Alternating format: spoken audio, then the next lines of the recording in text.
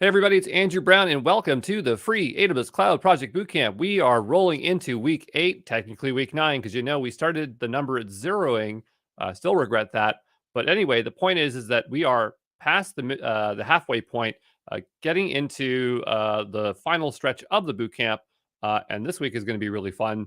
But as always, we're going to run through our introduction slides. So you know the routine here, so we'll get to it. So again, this is being run by the AWS Ontario Virtual User Group. And the reason why I'm running it through this is because I was already doing lots of training virtually with my group every month.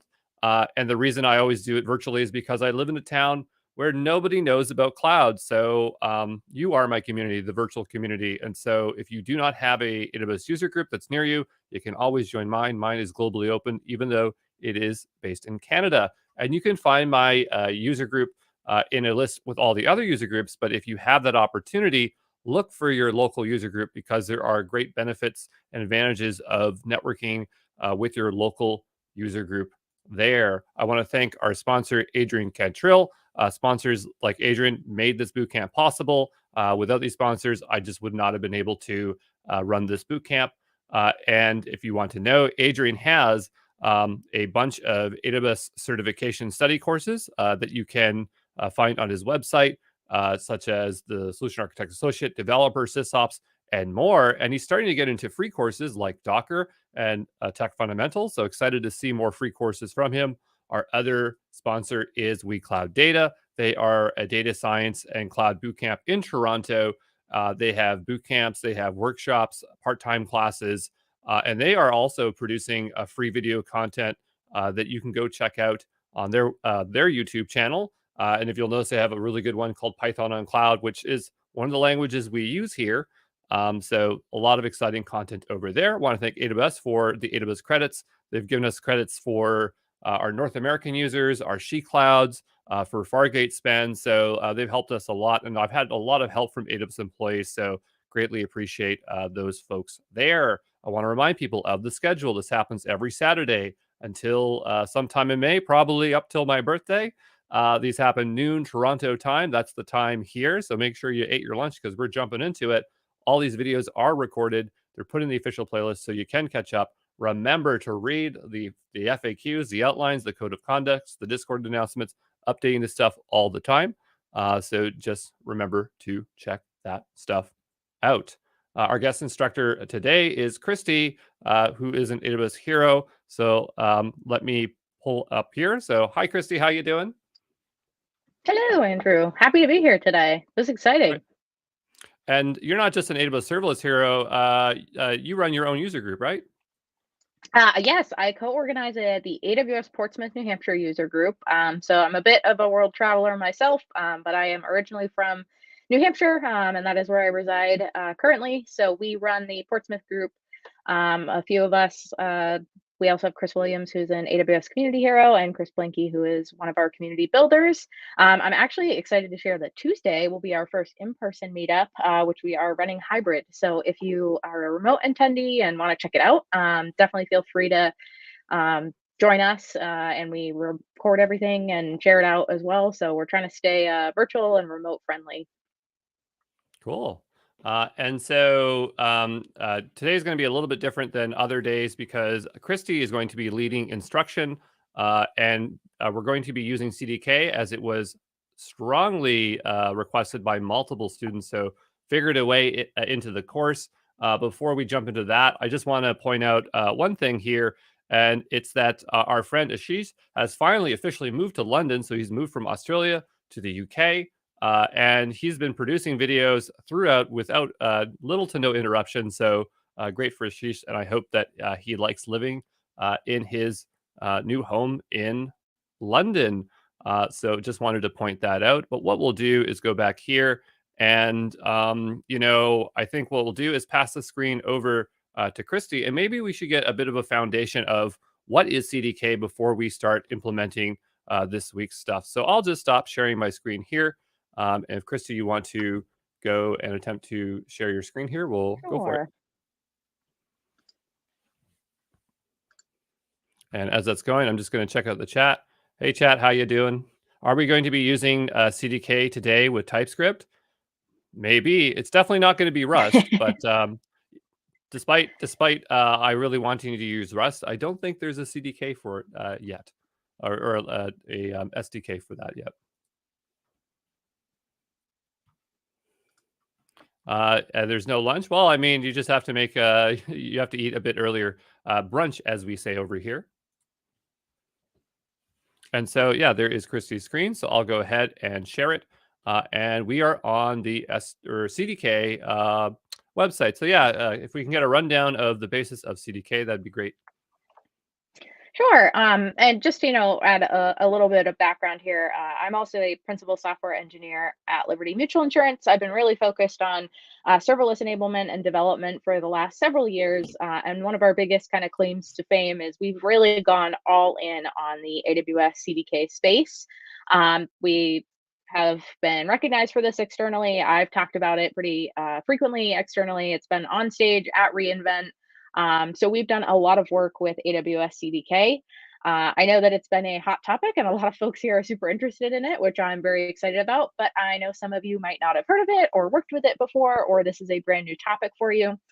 So I have a bunch of resources and kind of a high level overview I wanted to go through before we dove into actually walking through the project and the code today, because I think that this background will really help you out as we're going through the code.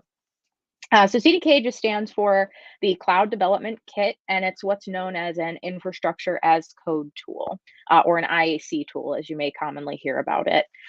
So similar to our CloudFormation templates that we've been working with, you can define your infrastructure or your cloud resources in your programming language of choice. So this isn't too different from a CloudFormation template. In fact, you can actually do a CDK synth, which we'll talk about later today and also be using ourselves, to synthesize your programming language code into a CloudFormation template, so that it's helpful for you to see or to understand. So this is actually kind of built on top of CloudFormation. So CloudFormation, you'll define your infrastructure in JSON or YAML. Whereas with something like the AWS CDK, you can define your infrastructure as code in Python, TypeScript, Java, kind of whatever language you choose to use. And to the earlier comment, yes, we're going to be focusing on TypeScript today with CDK. I personally love Python, so if you guys want to check that out too, you're more than welcome. But for this instruction today, we'll focus on TypeScript. CDK has a lot of really cool elements to it.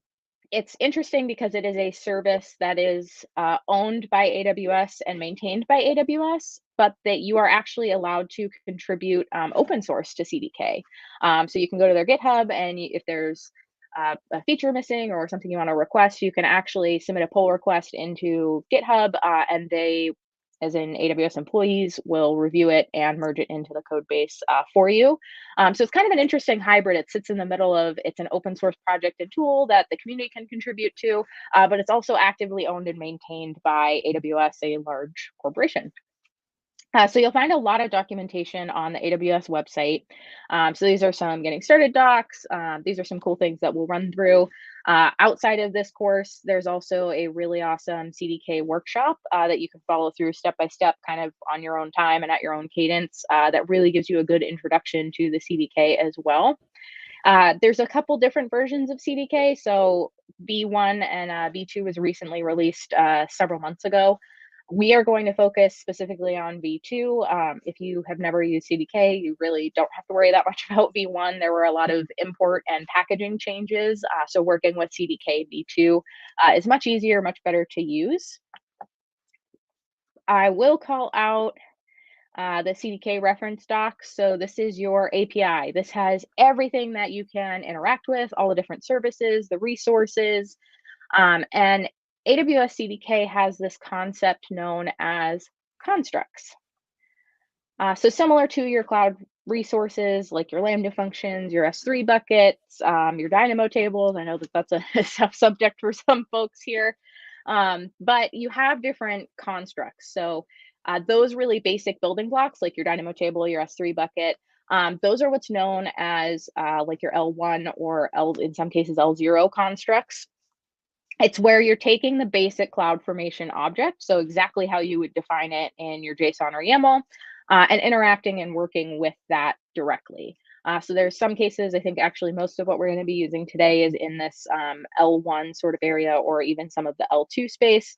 And then as you work your way up to the levels of constructs, so L2 and L3 is the last one and the top one, they get a little bit more complex. So these are where folks in the community specifically have gone out and kind of built on top of those constructs, or they recognize certain patterns where they're always going to have like an S3 bucket and a Lambda function. So in those cases, they'll bundle those things up into a CDK pattern, or what can be known as an L2 or an L3 construct. So you can just pull in one of those L2 or L3 constructs if you need, say, a bucket or maybe an API gateway and maybe a Lambda function. And it's just a couple of lines of code and it'll provision all of those things for you. So if you're looking for something like that to get you started, and this is also a great benefit of CDK, is it minimizes the amount of CloudFormation template code that you have down into just a couple of lines of Python or TypeScript code. So just And a I use those. question there that I, Oh, I might yeah. have about those constructs is like, as far as I understand, I think level one are like the most primitive ones, but Mhm. when we get into 2 and 3, I guess what they're doing is that they are abstracting away and doing a lot of those primitives together. So for more complex stuff, is one more opinionated, like level 2, and then level 3 is more like general? Is that the only difference, or is like it just? I guess I get one, and I understand that there's these ones that are like modules, like in Terraform. But why is there 2 and 3? Why isn't there just a So simple one level three is module? definitely more opinionated. Level three is going to be closer to like patterns. So that's going to have a lot of different things in it. So it could be, and there is also these, I have these other links up here for, you can actually search the construct hub, which has all the different types of constructs, and it should tell you kind of what level that these are sitting at. And there is also what is known as cdkpatterns.com. Which will give you something more than just like an out of the box CDK example. So something like a pattern would fall more cleanly into like an L3 construct, because it's multiple different types of cloud resources combined together. And I think like the one that they give you here is a Lambda REST API, application load balancer, Fargate service, but they are going to be a bit more opinionated. So if you like have an idea of exactly what you want to do and you need to play around with a lot of different things, you probably want to stick closer to like an L1 construct, your primitive types. If you have a lot of customization, you're going to do, or if it's something more generalized, you might want to just like get started with something that already exists out there. You can browse a lot of the L3 constructs.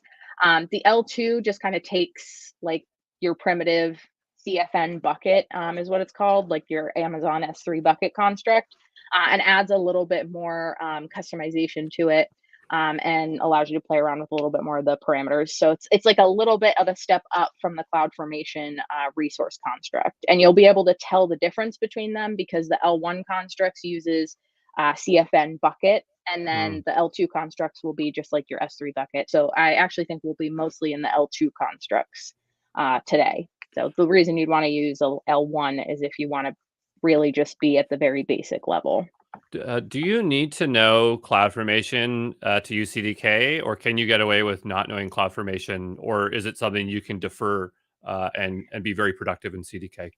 Yeah, that's a great question, and one I actually get asked a lot. I'll say that I think it's helpful if you understand CloudFormation before jumping into CDK, but it's not necessary. So if you feel way more familiar and comfortable with Python or with TypeScript, you can definitely jump right into CDK just fine. You might have some better understanding. Actually, in your previous question was a great example of some of the constructs and some of those things, the background knowledge, if you understand CloudFormation templates first. But it's not a prerequisite. You definitely don't have to. For what we're doing, which is serverless, there's a lot of different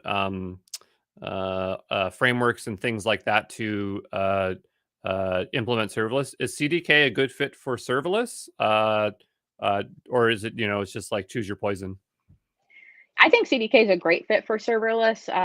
You can do all your serverless resources. If you notice, I'm talking specifically a lot about Lambda and API Gateway and Dynamo. So this is a great resource to use with your serverless resources and for a serverless application. There are a ton of other IAC tools out there though. So things like you might have heard of Serverless Framework or Pulumi or Terraform. Um, in that case, CDK is actually you once you pick CDK and start using it, you're not stuck with it. CDK works really well across all of these other IAC tools as well. So they work with AWS SAM, which is a serverless application model. There's a Terraform module for CDK. You also have CDK with Kubernetes as well.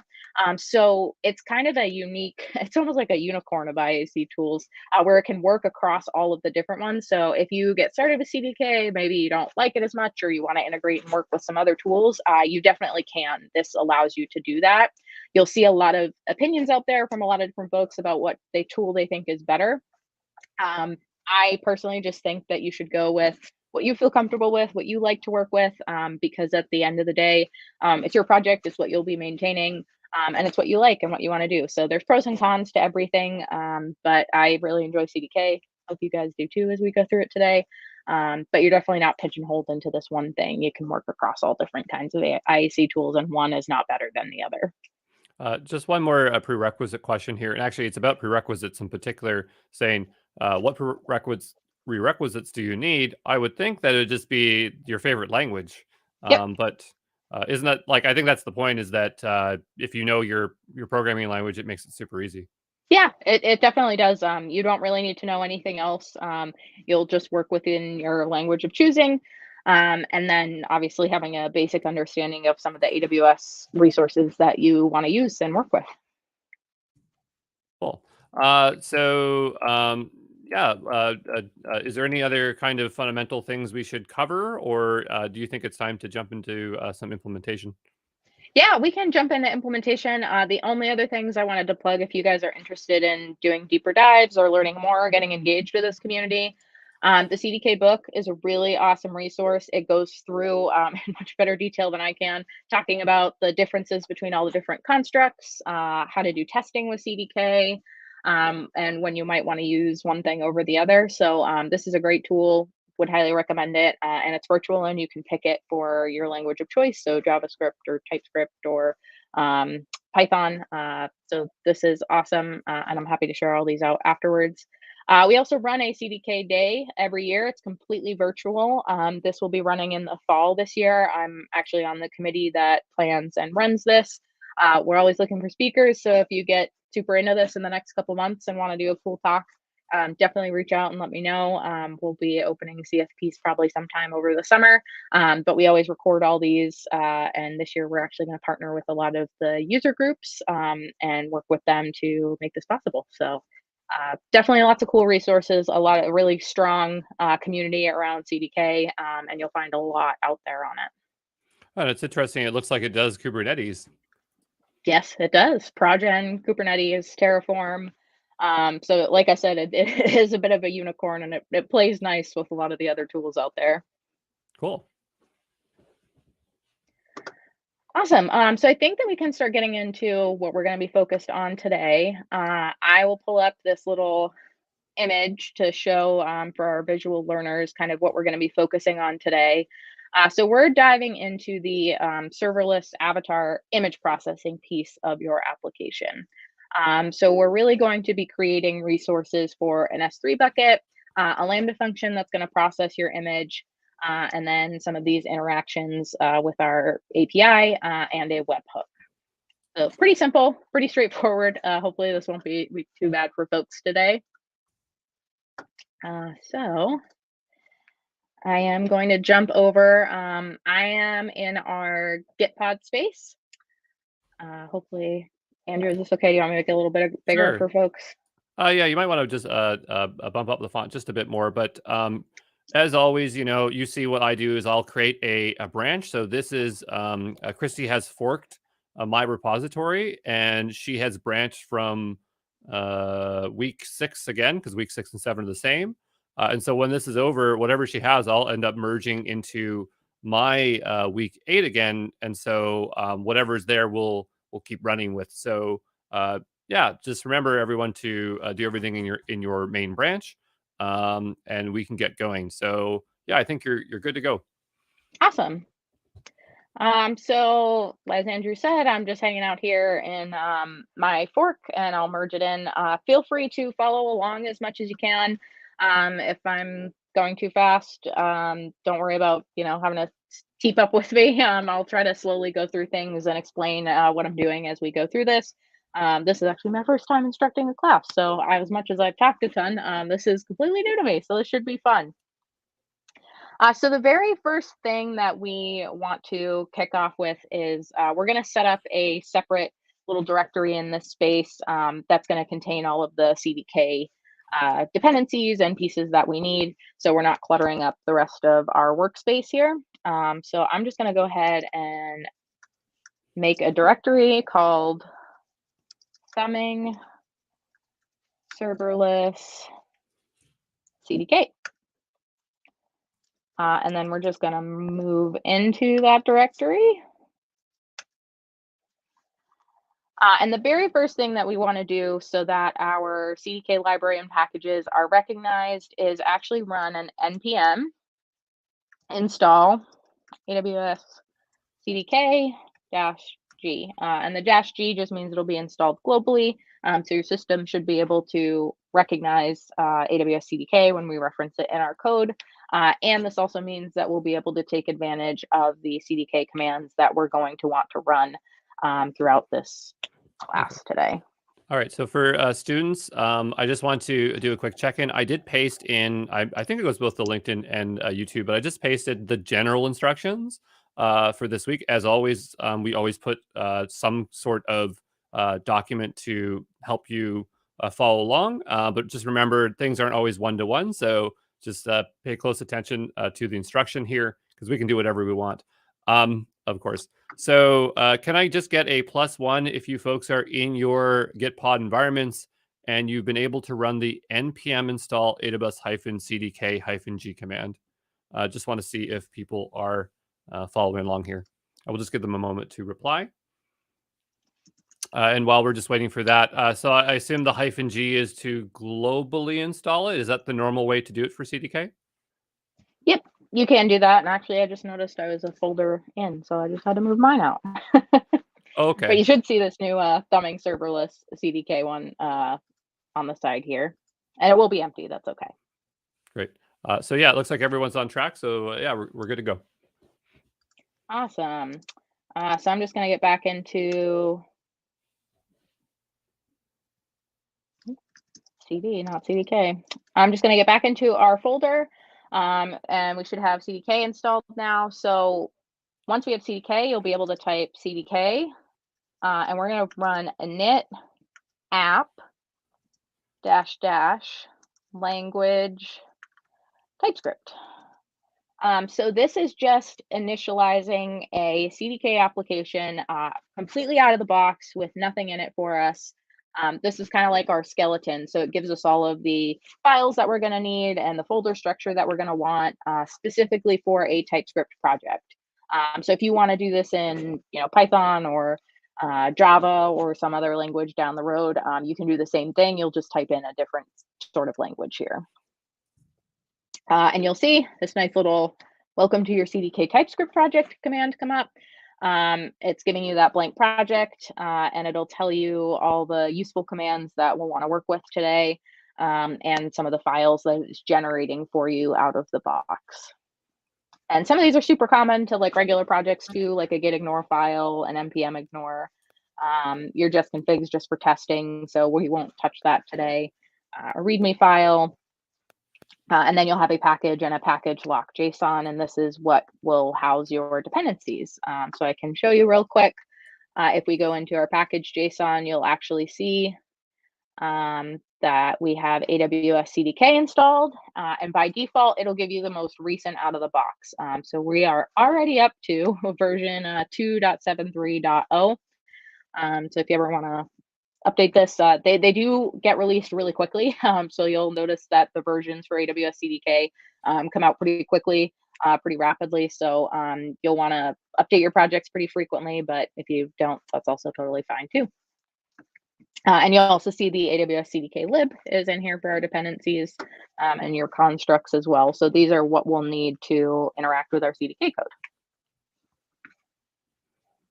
Cool. So do you want to do sorry, a pulse check, see where folks yeah. are? So can I get a +2? Can I get a +2 if you are able to? You'll notice, like, as the difficulty gets higher, I'll just start jumping numbers. But a +2 if you folks were able to initialize this code there. And after you do, just make sure you do an ls. Make sure that you've generated files and it's in the right folder. You'll also be able to tell just by looking at the folder structure tree, as Christy is indicating there. So it looks like people are good. So we'll proceed forward. Awesome. So really the lifeblood of this project is going to be within this lib folder. And you'll see what CDK init generated for us was just the name of our project, or space thumbing serverless CDK with this -stack.ts. So this is where all of our infrastructure as code will live. This is very similar to like your CloudFormation template.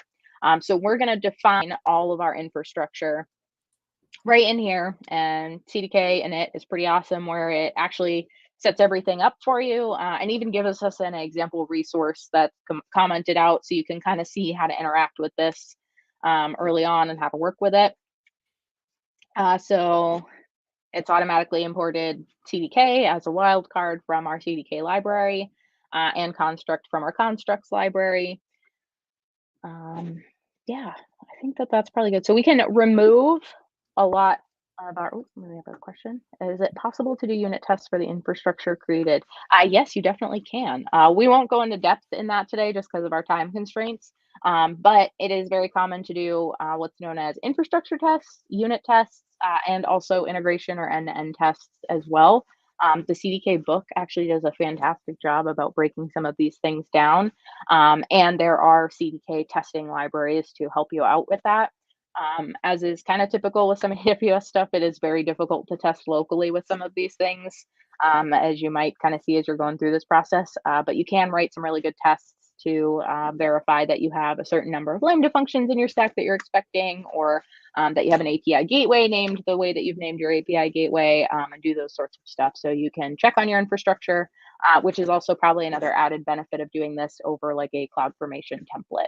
So it makes that a little bit easier to test as well. So you can definitely do that in here.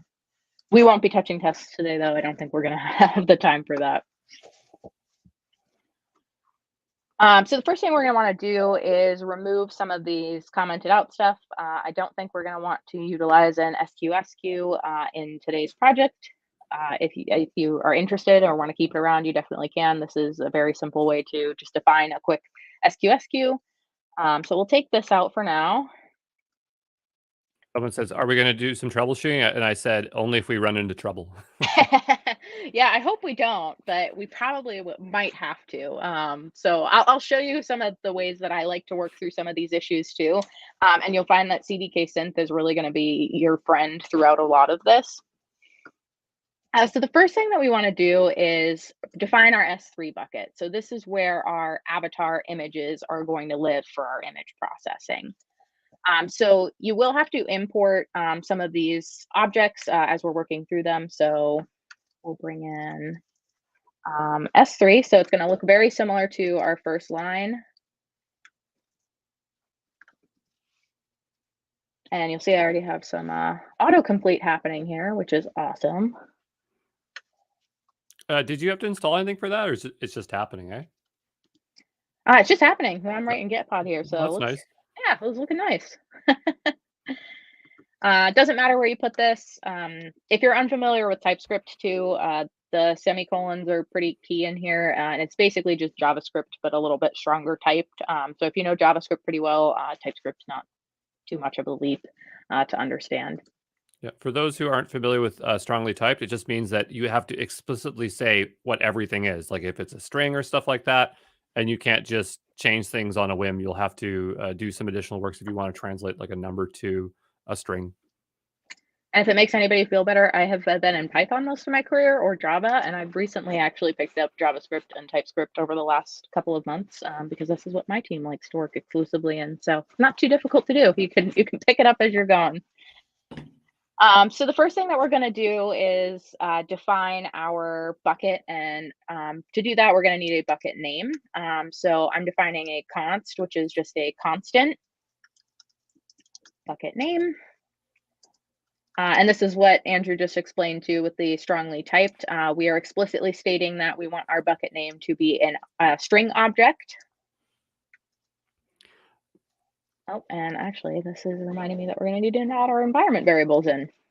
So this will probably give me a headache right now, but we're going to do process.env. Well, the key difference, like with C++, is it's low level, so you have to manage your memory. But yeah, in the sense that there's more strong typing for sure. Yeah, so notice that Christy put as string on the end there. If we did not have that there, it would actually throw an error because it could be null, and so that's just kind of a workaround to it, is to put the as string on the end. So I think you do need the as string. Yeah, I was just showing the error. Oh, okay, great. Oh, I Yeah. didn't realize. Yeah, I guess because it's strongly typed, it would show it right there. I forgot that it would do that. Yep. So Yeah. So this will be what happens if you don't put that as string in there. Bucket name is declared, but its values. So this is first off telling you that you're not using bucket name anywhere. Obviously, we're not yet. But then it also says that type string undefined is not assignable to type string.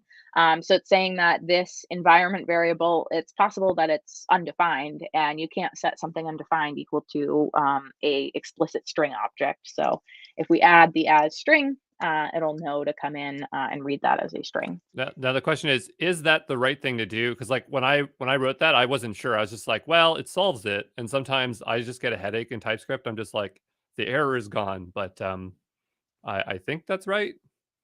Yeah, it's a little difficult. So something like since we're using an environment variable, it's not going to know right away. Whereas if we did something like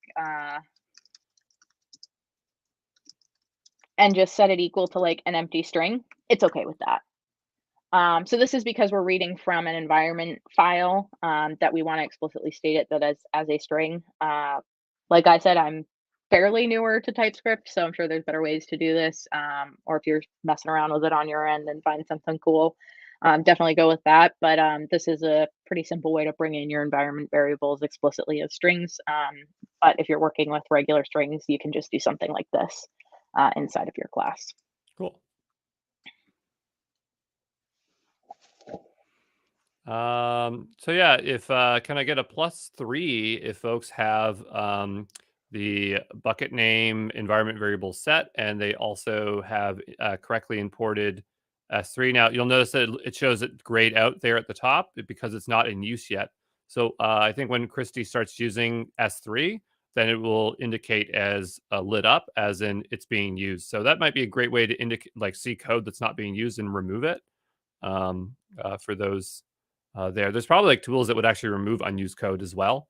Yep, you can set up things like linters, is what they're called, to go through your code, and it'll actually give you warnings and things before you commit or build your branches, because it'll highlight those things and say, oh, that's an issue. And you'll also notice that the same is true with the import statement at the top, because we haven't started interacting with S3 yet. So usually these grayed out things mean that they're just not in use yet.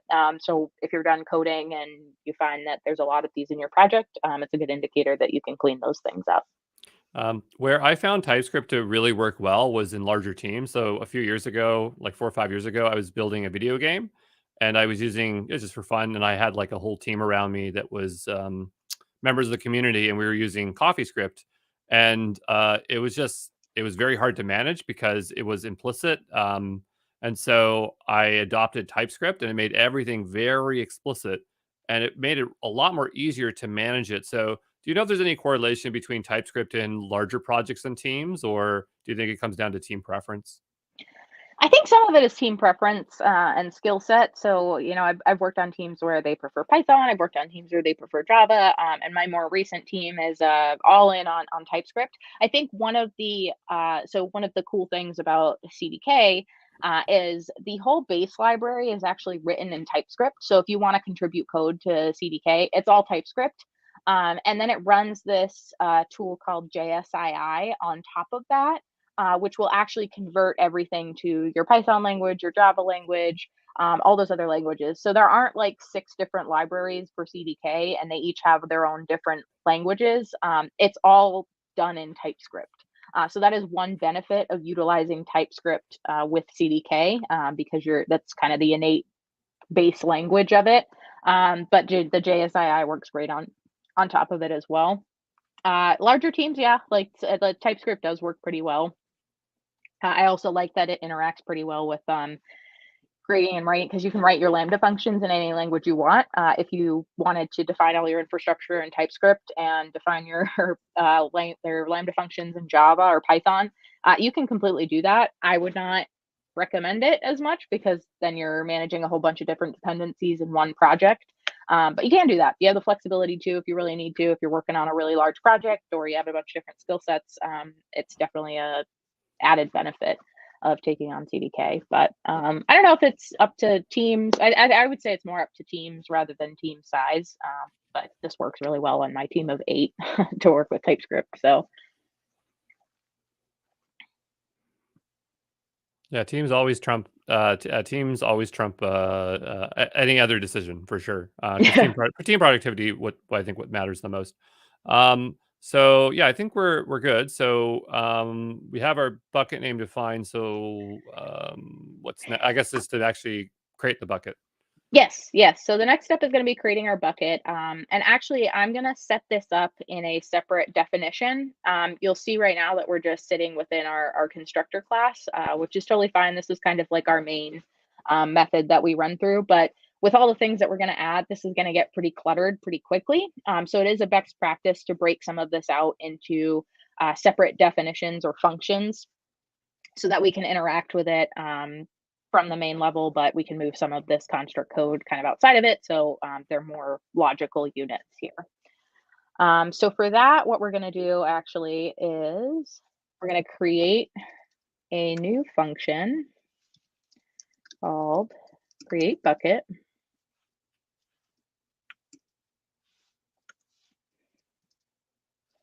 I got this right? There we go. So Daniel, there TypeScript has always been the thing for CDK. As far as I remember, it was the first language used for it. It was always built in TypeScript. Yes. It was, it's always been the base language. In V1 and V2, you are able to use any language of choice. In the very, very early days of CDK V1, it actually might have been the only option. But I think support for Python and other languages came about pretty quickly because there was a lot of high demand for utilizing across the different language stacks. They'll have Ruby support when I code it in for them. Yeah, Andrew will do that at some point when he's not running a million things. Yeah, and I'm not joking. I was at reInvent. I was talking about doing the Ruby implementation. So, but okay. So yeah, create bucket. Yep, and we're going to pass in the bucket name that we just defined. So this is saying when we create a bucket, we want to take in the bucket name as a string. Yep. And then we're going to create our bucket. So const again, this just means a constant. So in TypeScript, there's 2 different types. So there's probably more than 2, but the 2 main ones are const, which means it's a value that's not going to change throughout your code, or you can use like a let, which is really helpful for when you're doing like if statements and things and want to change a value to like true or false, or update a name or a variable type. So for most of these, we're going to use const because once we create them and set them, they won't change. We'll do something simple, bucket. Don't need anything too complicated. And this is where the CDK code really starts to come in. So we're going to create a new S3 dot, and you can see a ton of different things come up here. I don't know if you get this when you are coding it, Andrew. But I this is I actually, think so. I think it's just yeah. like when you're working in TypeScript anytime, and that's the advantage of TypeScript because it's so strongly typed, is that it's very easy to leverage and see all the information in the definitions. I Yeah, so remember this using it. Sorry. Yeah, so this gives you like all the different types of things in S3 for CDK that we can play with or work with. So, like if you want to put encryption on your bucket, there's a type for bucket encryption. If you want to create a policy, you can write a bucket policy this way.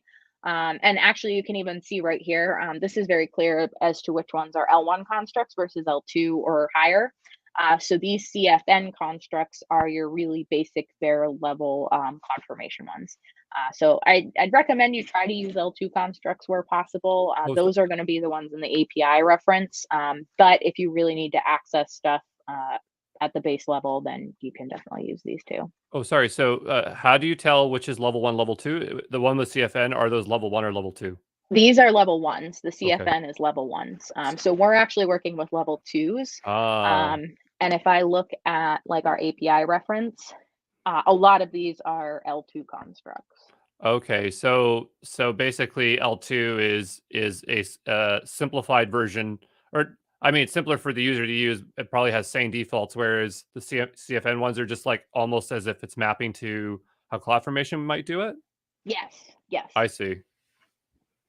So you can actually see them like right in here too. And actually these might have, I don't know if these ones will have the CFN objects. I think they might be separate. And this is why I say the API reference is really helpful to have bookmarked. I have this up all the time when I'm going through and writing my CDK code because, and another benefit of using TypeScript here, a lot of the base API reference stuff is actually written in TypeScript, but you can jump around. It actually shows all the different languages. Go is relatively new. I've not played around with that. But you can actually jump into the proper package and it'll show you how to do these things in all the different languages. Um, But the base one is in TypeScript. And this is basically what we're following along with, but it gives you all of the different things that you can change or update or customize on your bucket, and it'll give you some good examples. So this is actually an API. I know documentation is not always the best thing out there for development and for technology, but I really do enjoy the CDK library. I think they do a really good job with these API docs to show you some good examples and show you how to use them within your code. So if you kind of wanted to follow along or see what else is available to you, you can definitely check these out too. yeah, looking at this project, when I tried using ChatGPT, it was pretty good at generating out CDK. There was some serious missteps in it, but the thing was the documentation for CDK was so good that it was very easy to just replace that stuff. So it was very little effort there. So between if you're using ChatGPT or Live AI and that, it actually does seem to work pretty well. But again, not perfect. Um, Yep. Yeah, it's never going to be perfect, right? But it does do a pretty good job at mhm, explaining and giving some good examples. mhm. And luckily, we're working with some things that we won't have a ton of customization parameters that we have to mess around with too much. They're pretty basic to create. And Daniel, I think so. Yeah, level Yep, 1 is lower level, and level 2 is more friendly. yep, definitely. So we're going to create our bucket. The first thing you pass in is this scope, which is really just simple. It's just this. It's basically just saying the scope of your project is this right here. This is what we're working with. And then we're going to put in an ID. So this is a logical ID that will help you identify your resource in the console. It's kind of like a friendly name for it. So for us, we might just want to call it like our thumbing bucket. When we get to our CloudFormations week, this stuff will become a lot more clear. So in CloudFormation, you're supposed to give everything a logical name so that you can reference other pieces in your stack. I would imagine that you could possibly do that. Well, I guess you don't need to, because here you'd actually be passing probably the object, like the bucket, to the other one as opposed to its logical name. So it's probably easier. Yeah, and some resources you can actually access by its ID versus by its. There's two different like we're gonna put the bucket name in. You could reference it by the bucket name or the logical ID, depending on what construct you want to use with your CDK library. Mm. I like to say that this is just a easy, friendly name for you to identify it in the console, especially working in a large corporation with shared accounts. You have a lot of different things going on in there. So this is an easy way to find your projects and your resources within your templates and your stacks. And so James, who was our guest instructor from week 1, is just giving us some great praise here for the boot camp. Everyone, who's ever made it to this point, you're very dedicated, and you're going to get a lot of value there. So we only have a few more weeks to go, and it's pretty exciting. Okay, cool. So we have this bucket name. So if we didn't put anything else in there, would it is there particular things that we have to have in there to make it, or? Yeah, so that's kind of this next part here, right? So I think I had it come up a second. Yeah. So if you look here, you'll have to have the scope, the ID, and then there's this section called props. It's basically just properties. So these are the properties of the bucket that you want to define or create or utilize.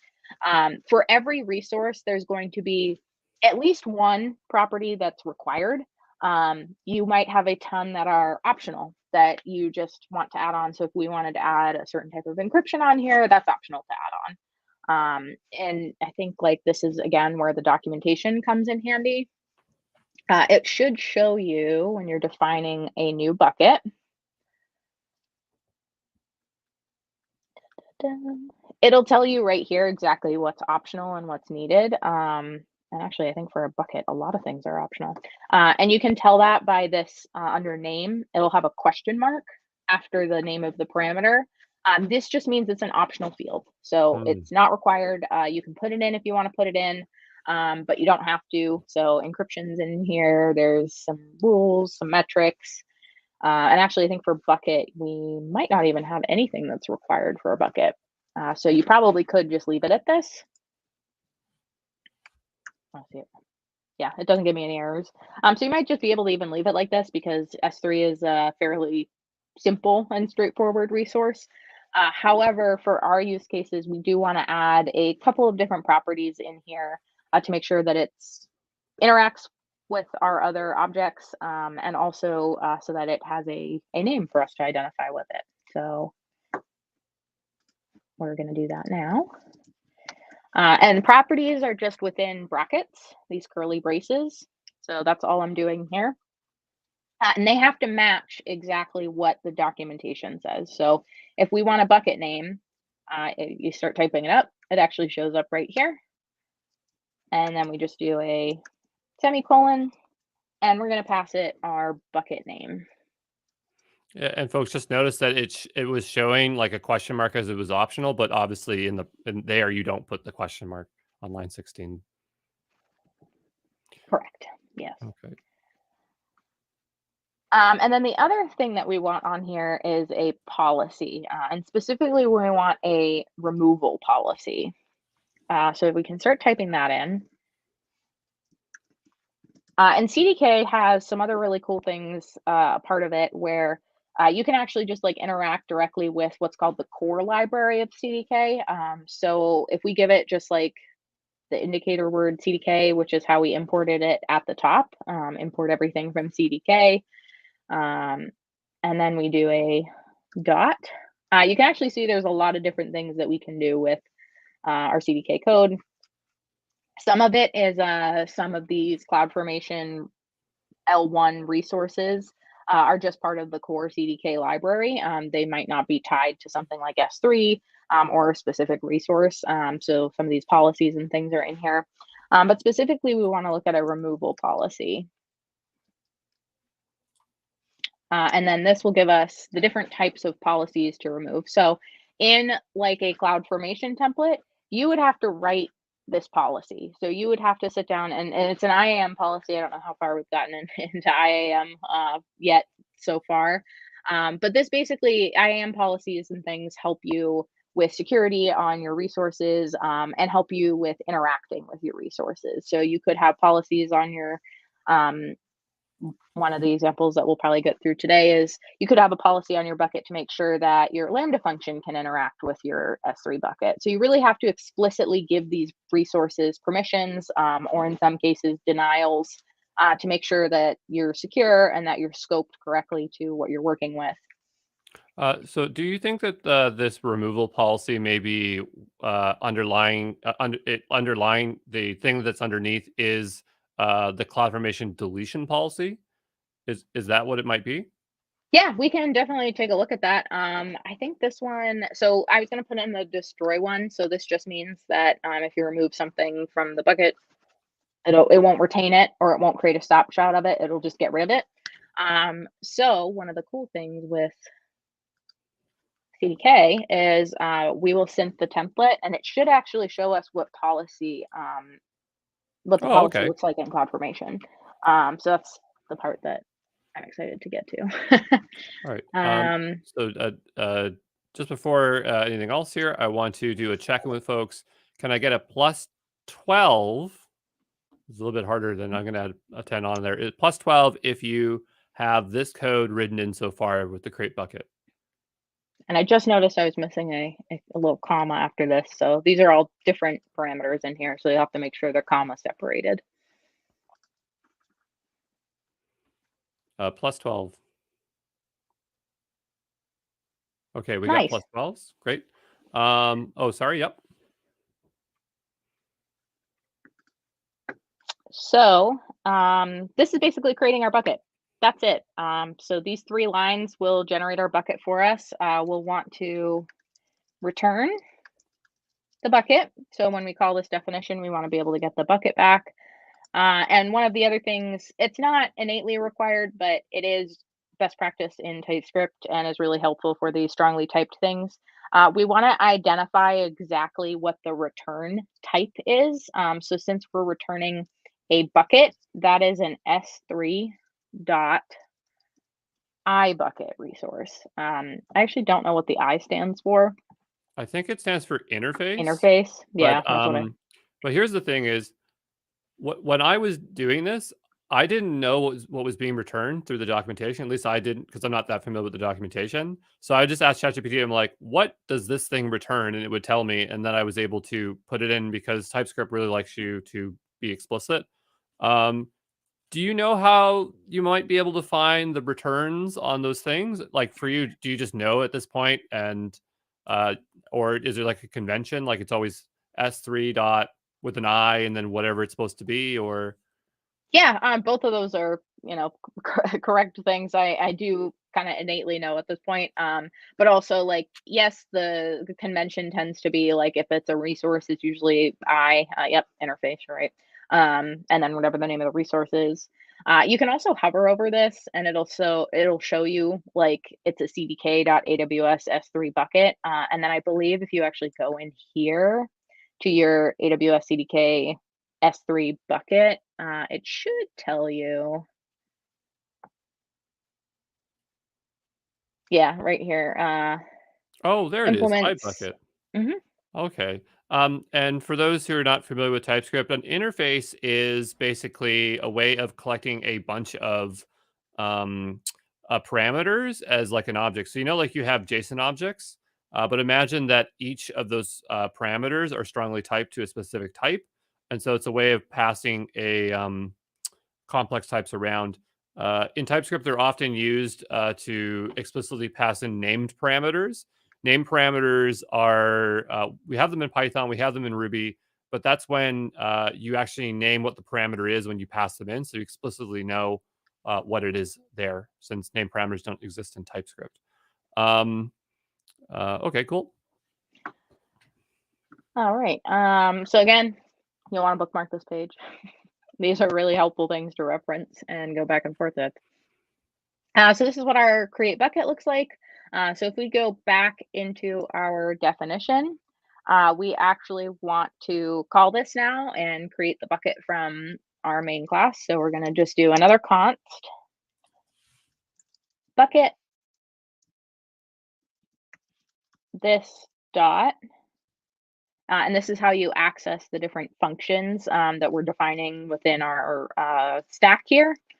So if you start typing it, it'll come up, create bucket, and then we need to pass it our bucket name because that's what it's expecting. And there you go. And you should have a bucket created with your stack. This will be grayed out right now because we're not using it, but I believe, will be accessing it later. Yes. So we will need that. I do want to pause real quick though and kind of show you the power of like CDK Synth and some of these cool things. So if we actually go back into our terminal, and you can type this command, literally just CDK Synth. That's here, I'll make this a little bit bigger if I can. It's just CDK and then space SYNTH. Hopefully this works. Should. Short for synthesize, I think. Correct. And And it takes a second. I'm glad they have the short form because I cannot spell synthesize to save my life. Right. Oh, and it will actually give you in YAML in your terminal exactly what we created. There's a couple of other like things in here that's a little quirky because this is how it gets bundled up and deployed. And also, I'm not like signed into a specific region or anything, so that's why you'll see some of this region junk because it's gonna try to compare it. But the key part that you want to look at the top here is under resources. And you'll see that it's created our bucket called Thumbing Bucket. It does attach some extra random characters at the end of it because S3 is a global resource. So it's trying to make this unique. So if you and I were to both commit something up called Thumbing Bucket, it would not like that. So this is trying to define something so it's unique. You can see that it's a type of an S3 bucket. And actually, yep, here you go, Andrew. There's the answer to your question. So you can see that we have an update replace policy on it and a deletion policy for delete. And I think that's just about it. Yeah. So for this, would we get a bootstrap error if we first synthesize, or can we synthesize without bootstrapping first? You should be able to synthesize without bootstrapping the account first. We can go through bootstrapping as well. That'll be part of this week if we don't get to it today. You'll have instructions to do that too. Bootstrapping just means that your AWS account needs to be set up to work with CDK in layman's terms. So you just run if you are running into that issue, you can run the command for it. So CDK Synth should be happening just locally for you. So it shouldn't interact with the only reason it might look at your AWS credentials is for some of like this region stuff. Sometimes you even get a little warning that just says you're not connected and it's going to try to run it. Even if you don't get an error because you set the return type as S3 bucket, you still should set it as iBucket. So they're just asking there about like, can we just say S3 bucket? And I said, well, no, it's an iBucket. But just because it doesn't spit out an error doesn't necessarily mean that you want to do the wrong typing. So just make sure to put that as iBucket. And so there is an advantage of being able to read CloudFormation.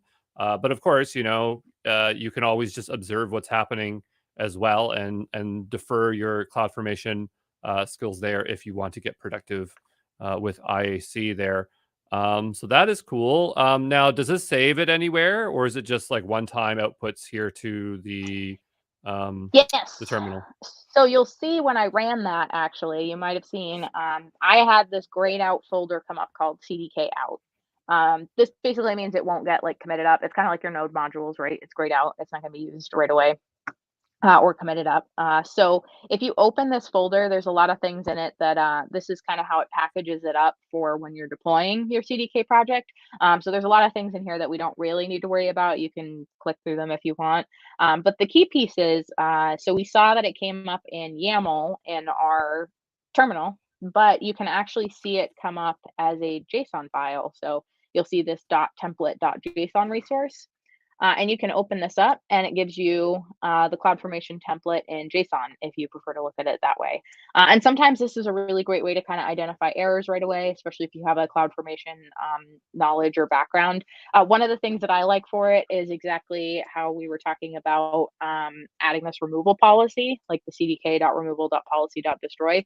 You can see that that came through as a deletion policy.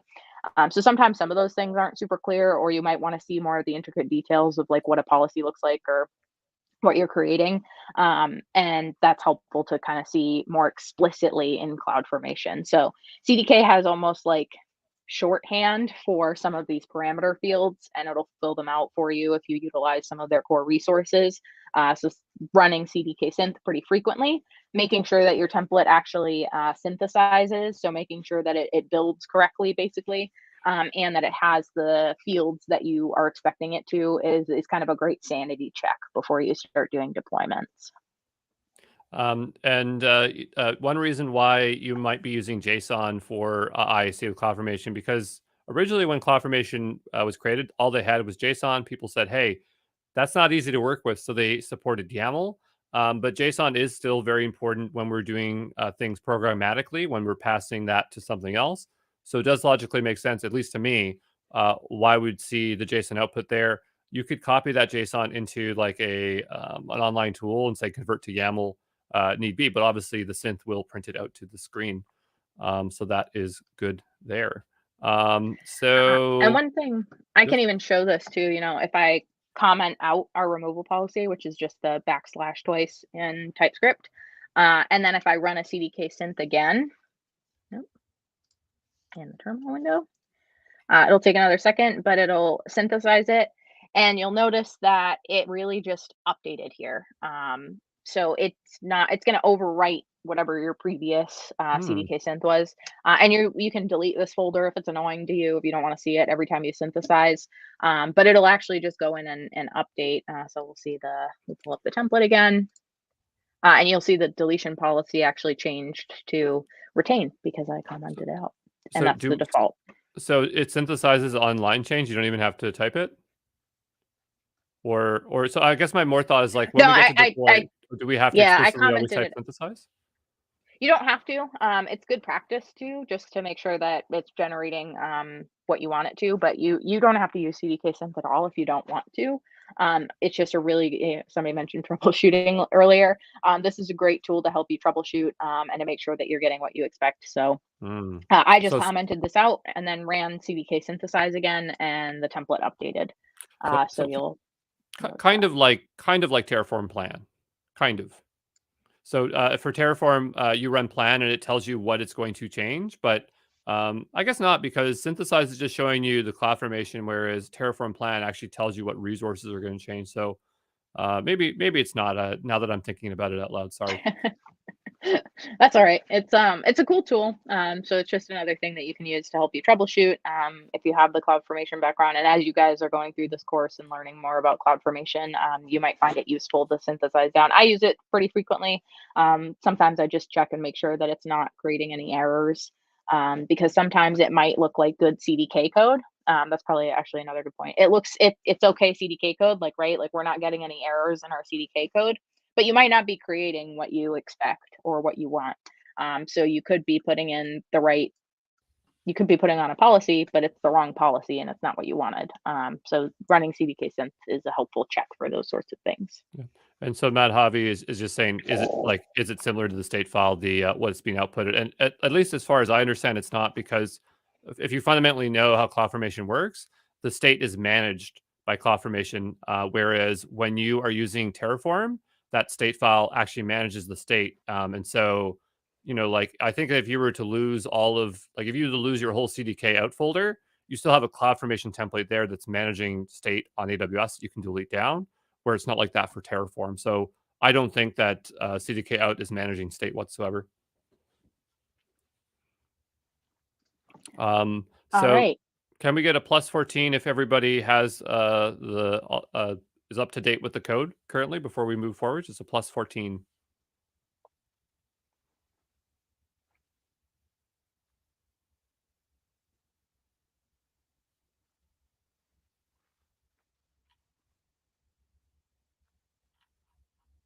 We got +14, so we are good to proceed. Sorry. Awesome. Are folks ready for something a little bit more complex? I hope so. The next thing that we're going to define is going to be our Lambda function. So for a Lambda function, you have your function code, which we'll talk about and get into as well. But we also need to define our Lambda function in our infrastructure. So we want to say it exists and where the code is. We want to name it. all sorts of good stuff with Lambda functions. So, So this is going to have a few more. sorry. Yeah, go ahead. So, Christy, would we actually be able to do a deploy at this time, or do we need to have everything done? Like, are we able to do some in part? Like, if we were to do this, could we deploy the S3 bucket and then add more code? And would it still would it be able to update with the existing stuff? Yeah, it definitely would. I can try to run a CDK deploy right now. We can do that. The only Do, time that you kind of get into trouble with some of these things is like if you started, and actually I think with some of our resources it should be fine. The only issue where you start running into trouble is if you like have a dynamo table and you keep renaming the dynamo table and you had data in there, it's going to take it out. Like so you could potentially run into this with an S3 bucket. It's going to like delete the resource and everything in it and then create a new one. So the only time you want to be careful with doing those consistent deploys is if like you deploy something and then you upload tons of stuff to it and you want to keep it, and then you go in here and you rename this to thumbing bucket 2. It'll tear down the old resource and put this one up, or you could get into a state where your deploy is failing because it's looking for the thumbing bucket. So that's the only thing that you really have to be careful with when you're doing consistent deploys like that. But if you're just adding more resources or taking some away, maybe you want to update a policy or something, that should be totally fine. You just have to be really careful with some of the naming. So it's basically like when we're development, we can goof around, but once we're in production, we got to be very careful about those policies in terms of what's getting destroyed and what's getting replaced because it could wipe out data. Interesting. Yeah, and I've gotten into a lot of issues with other things too, like, once we start getting more complicated and adding a lot of IAM policies, or if you're adding encryption and using things like KMS keys to encrypt your projects and stuff, you can get into states where you've deleted the resource, but you haven't deleted the key, and then it ends up being like an orphaned key, and then the stack doesn't exist. So there are a lot of ways that you can kind of disconnect some of these things. So that's why you have to be careful when you are deploying, especially when you're in a production environment. Do we need to do this bootstrap thing before we deploy first, or will it Yes, we tell will us? only need to Oh, do. okay, cool. If you'd like to run a deploy now, we can run a quick CDK bootstrap. So I know somebody mentioned that they ran into this error earlier with the CDK synth. So you have to bootstrap your account, and I actually have this up as yes, right here. So this is a whole section within the AWS CDK developer docs because it's kind of a gotcha. So you need to bootstrap your account so that AWS knows that you're provisioning resources with AWS CDK. So if you try to do a CDK deploy and push your code up there, it's not going to pass. It's going to error out because your stack is not what they call bootstrapped. So it's actually not that difficult to do. It's just a short, quick command. And I'll switch over to the code and we can run this Is together. bootstrapping you have to do for every new project, or is it like one per your account? Once per your account. So you only have to do this once. You won't have to do this for every project you're in. I don't remember. I think so. You definitely have to bootstrap your accounts if you're using multiple regions.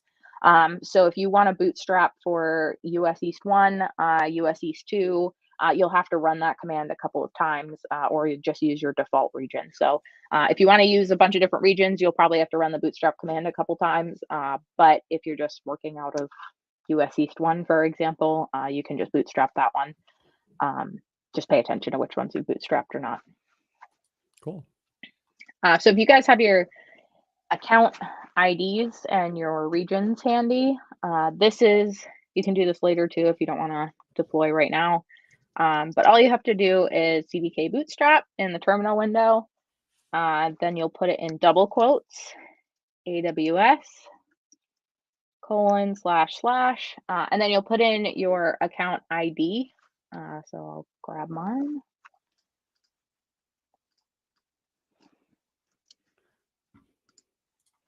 While you're doing that, I'm just going to. I have the bootstrapping page pulled up. So they're saying that is the process of provisioning resources of AWS CDK before you can deploy CDK apps.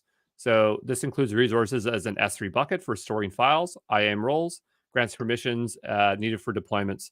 So it just sounds like there's some additional files that CDK can leverage to make it easier to use whatever it generates for CloudFormation. So once that's deployed, I think we can go take a look at CloudFormation and see that it's bootstrapped. We might not be able to make much sense of it, I don't think, but or at least I won't be able to, but we can at least show what it looks like when it's bootstrapped there. So Yeah, and actually, it does show that you can do this in one command line. Like this is the syntax if you want to do a couple different regions. I'm just going to do my US East 1 region because that's where I'm located for now. But if you want to do a couple different ones, there is documentation out there for you to do it easily. So, and I accidentally put 2 slashes in here. Yeah, so folks, there you'll have to go get your own AWS account ID. You can find that in the top right corner of your account. Christy, could you just point that out? Unless you've already have Yes. done so. Sorry, I just do there. have it open. And if you could just bump up the font a little bit more there. Oh. And I wonder if I can move no, I can't. But anyway, the free cloud project bootcamp's covering it. But yeah, if you'll notice there, if you're logged in as your root account, of course, the name will be different up there. If you're logged in as a sub user, whatever you want to call it, it'll be different. But yeah, sorry, if you just want to go there and show them. So there's the account ID, and that's what Christy brought over for that there. Sorry, yep. Yep. And then your region's just right here if you want to switch it. So by default, I was in US East 2, but I want to bootstrap for US East 1. And let's make sure that worked. Awesome. So you can see it's actually running in my terminal window right now. It's saying it's bootstrapping the account. It's creating what's called the CloudFormation change set. Almost there. Yeah, and I think when I did it, I just wrote CDK bootstrap and it picked up my defaults. But being explicit is also great because then you know exactly what it's doing and you don't get surprises. So I'm going to go into the console. I think it's CloudFormation. I can see this. I'm just searching for the CloudFormation service. And you'll see this really cool CDK toolkit stack in here. So if you want to use CDK, make sure you don't delete it. Could we take a look at the resources in there? Sorry. Mm-hmm. So what do we have? Just make the screen a bit bigger here. SSM parameter store. So IAM role, a repository for assets. Yeah, so some stuff. And it needs this stuff. Nothing that looks like that would cost any spend though. Nope. The other thing that gets created is a bucket. That's probably the other tool, the other resource you might see out here. A lot of these are policies and roles that just give them permission to interact with the resources and generate, create, delete. It allows CDK to do those things. But do you have to bootstrap per region or is it for the whole account? You do have to bootstrap per region. So if I switch my region. I see. Okay. It is not there. So yeah. It says toolkit stack does not exist. Yeah, I guess the only thing I see there was like the ECR. And so I think some students found out, at least with the images, that when you store image repositories, there is a storage cost there. But what it's storing, I don't know. I imagine it's very small because I've deployed CDK. I've never seen any spend due to its bootstrapping stuff. At least as I recall. So. Yeah, and there's actually no images in here right now either. It's for something. It shouldn't have a spend.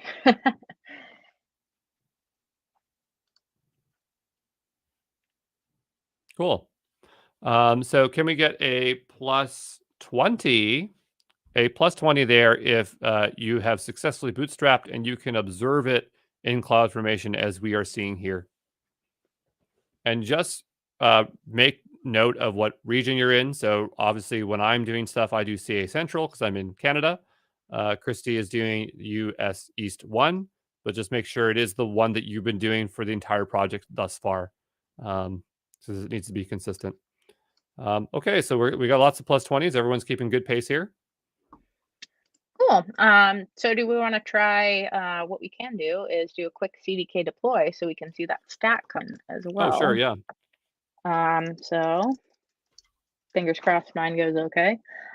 So for CDK, there's a really easy way to deploy this to AWS, just called CDK space deploy, and it'll deploy the project that you're in into the AWS account. And it is a little confusing. So there's no like CDK service in the AWS console. This generates a CloudFormation stack for you. So remember how I said early on that CDK is kind of built on top of CloudFormation. So it does that packaging in that cdk.out folder and basically is doing the conversion to CloudFormation for you. So when you go to look for your stack, when you deploy it, it's going to be in the CloudFormation service. Just to explain what SAM is, so there's CloudFormation, and then there's SAM, and SAM is it's a domain-specific language, but to be more specific or to be more clear, it is a specialized version of CloudFormation that is more concise to deploy serverless resources, and so then CDK is not the same in the sense that CDK is imperative. It lets you use a programming language to then synthesize or generate out CloudFormation, and they can work together. So I don't know because I don't work with CDK enough. Christy probably mentioned this earlier, but CDK could be generating out CloudFormation and also SAM CloudFormation in specific. Yeah, and actually, I think sorry, I know this is small, but there's actually this whole blog post out there about how AWS is really committed to working with SAM. They've put a ton of investment into SAM. It stands for Serverless Application Model for those that don't know. And as Andrew said, it is CloudFormation. So you define your infrastructure in YAML or JSON, just like you would a CloudFormation template. But SAM has a few very specific. So like we showed the type in our template. I'll pull it up here. How this is a type of AWS S3 bucket. You'll have a type of an AWS like function for a Lambda function, but SAM actually has a serverless function. So instead of an S3 bucket, this would be a serverless function resource, and they're just more specific to serverless development. But they are investing into having these things work together. So SAM also has its own CLI. So just like we ran CDK deploy, you can do SAM deploy, and they work really well together. So you can create SAM resources in CDK or create CDK stuff with SAM. So I haven't played with them together, but it's pretty cool. Like I said, CDK like play well with others. I appreciate the £10 there. In Canadian dollars, that would probably equal $1 trillion. And so I would be able to buy half the forest with that money. Our money's not worth as much as some of these other countries, but again, appreciate the super sticker there. And so did it finish deploying there? Did we run into It did. issues? It was very quick. And what I'll call out is right at the very start, in the background for CDK deploy, it runs a CDK synth. So it's telling me it took almost 5 seconds to synthesize. This is why it's a really good idea to get in the habit of CDK synth, because if this fails, obviously your deploy won't finish. So if you make sure that your CDK synth is passing, this makes this process easier. This was pretty quick. Only took about 38 seconds to deploy because it's just one resource. We just have a bucket so far. If you were able to notice it, it does tells you what it's creating and how long it's taking to create. So we have a success here. Total time it took altogether was 43 seconds. And then if I go into my account in CloudFormation, you'll see I now have a Thumbing serverless CDK stack. And if I click on that, we go to resources and we'll see that I have a bucket. What's the CDK metadata for? I noticed there's like another resource there called CDK metadata. Yeah, this is part of, so when we synthed, I think you'll notice that I had like losing my tabs here.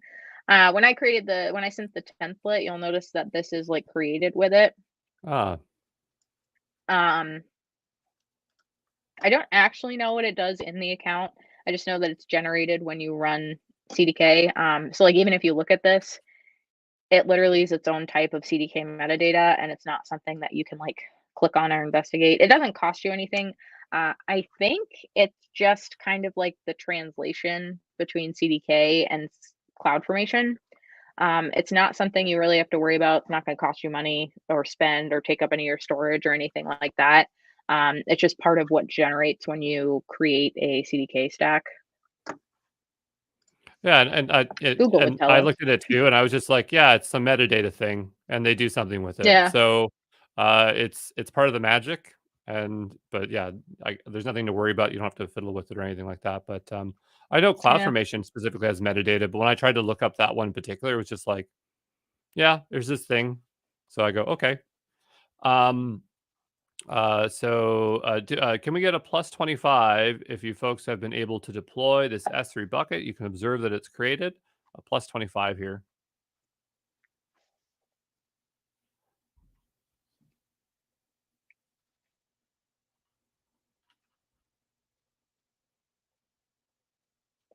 Okay, looks great. Negative 25. Yeah, I saw that you're having permissions issues. And I'm not sure, but this doesn't always work perfectly for everybody. So, um, but anyway, we'll continue forward here. So yeah, I just wanted to see if we could get a deploy before we try out all those other things. So what's the next step? So we have our S3 bucket. I forget what we're building. Yeah. So I don't know if we described this clearly at the beginning, but the purpose of using the serverless pipeline is that in our CRUD application, we want to process images. And so in particular, we want to do avatar image processing, but we can use this for other stuff if we have images attached to CRUDs or posts, whatever we want to call them. And so we have an S3 bucket, and that S3 bucket needs to go to a Lambda that will process that image, and it will happen when something goes in the bucket. So um, I guess the next step could be putting the Lambda together or that intermediate connection. Sometimes, like I would think that you might have to have like those the things in between the bucket and the Lambda, like that's a connecting thing because it's basically like a CloudWatch event, right? It's called S3 event notifications, but I use the CloudWatch event because there's no icon for it.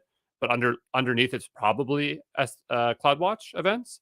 So I would think that we'd have to do the Lambda next before we could do the S3 notification event. I Yeah, I think. typically try to get my core resources defined here. So in this case, the bucket and our image, and then worry about some of the hookups or any sort of monitoring or logging or kind of the support resources, if you will, around this.